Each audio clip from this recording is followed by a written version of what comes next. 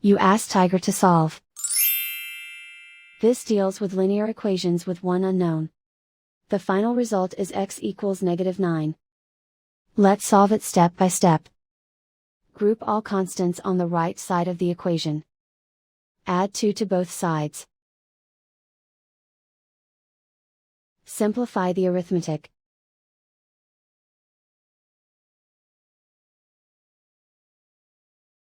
Isolate the x. Divide both sides by -5.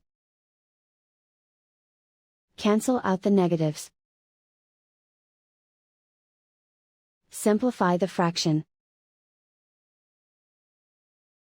Move the negative sign from the denominator to the numerator. Find the greatest common factor of the numerator and denominator. Factor out and cancel the greatest common factor.